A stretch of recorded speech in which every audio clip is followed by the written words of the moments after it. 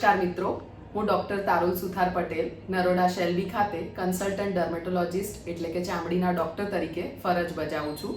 આજે હું તમને સૌને over the counter drug abuse એટલે કે જે લોકો જાતે દવાની દુકાનમાંથી ગળવાની ગોળીઓ, સ્ટીરોઇડ ક્રીમ્સ કે બીજી કોઈ પણ જાતની ક્રીમ ખરીદીને તેનો દુરુપયોગ કરતા હોય છે એના વિશે જાણકારી આપીશ.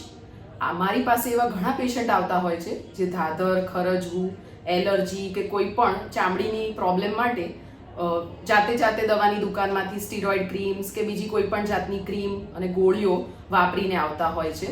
એટલે એના લીધે શું થાય કે ટેમ્પરરી એમના પ્રોબ્લેમ્સમાં સુધારો થાય, પણ જેવી એ દવા બંધ થાય એટલે તરત જ એમની પ્રોબ્લેમ વધી જતી હોય છે. ફોર એક્ઝામ્પલ, આપણે ધાધરનું એક્ઝામ્પલ લઈએ તો ધાધરમાં જાતે એ લોકો ફાર્માસિસ્ટ જોડેથી ક્રીમ્સ લઈને વાપરતા હોય છે. એટલે એના લીધે શરૂઆતમાં એમની ધાધર બહુ જ સારી રીતે ઇમ્પ્રૂવ થાય છે, પણ જેવી એ ક્રીમ બંધ થાય કે ગોળીઓ બંધ થાય એટલે બમણા વેગે ધાધર પાછી આવતી હોય છે અને ઈચિંગ પણ ખૂબ જ બેકાબુ થઈ જાય છે. બીજું એક્ઝામ્પલ લઈએ તો ચહેરાના કાળા ડાઘ માટે લોકો જાતે દવાની દુકાનમાંથી ક્રીમ વાપરતા હોય છે.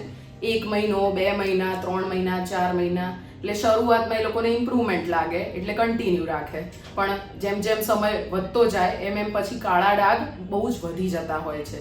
બરાબર, એટલે તમને સૌને મારી એ જ રિક્વેસ્ટ છે કે જાતે આવી રીતે દવાની દુકાનમાંથી જાતે ક્રીમ્સ અને ગોળીઓ લેવાનું બિલકુલ બંધ કરો.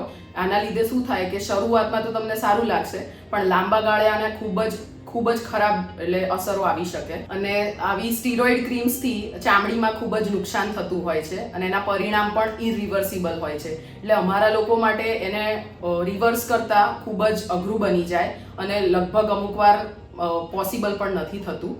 બરાબર, અમુક લોકો ખંજવાળ માટે કે એલર્જી માટે જાતે લીમડાના સાબુ કે લીમડાનું પાણી એનો વપરાશ કરતા હોય છે અને ધાધર ઉપર લસણ લગાવતા હોય છે, જેના લીધે એમની સ્કિન ઇરિટેટ થઈ જાય છે અને એમાં સેકન્ડરી ઇન્ફેક્શન એટલે કે ચેપ થવાના ચાન્સીસ રહેતા હોય છે. બરાબર, એટલે આવી રીતે તમે જાતે ડૉક્ટર ના બનશો અને આવા ઘરગથ્થુ કોઈ પણ ઉપાય કે જાતે ક્રીમો લગાવવાનું બિલકુલ બંધ કરો. સો આઈ રિક્વેસ્ટ કે ઓલવેઝ તમારા ચામડી, વાળ અને નખ માટે ક્વોલિફાઈડ ડર્મેટોલોજિસ્ટની જ સલાહ લો, કારણ કે ભગવાને તમને આ જે નેચરલ બેરિયર એટલે કે ચામડી આપી છે, બરાબર, એને આવી રીતે નુકસાન ના પહોંચાડશો જેના લીધે તમારે પાછળ પસ્તાવાનો વારો આવે. સો આઈ રિક્વેસ્ટ કે તમે ઓલવેઝ તમારા સ્કિન રિલેટેડ ઇશ્યુઝ તમારા ડર્મેટોલોજિસ્ટ સાથે કન્સલ્ટ કરીને અને એની પ્રોપર ટ્રીટમેન્ટ કરો. Thank you so much.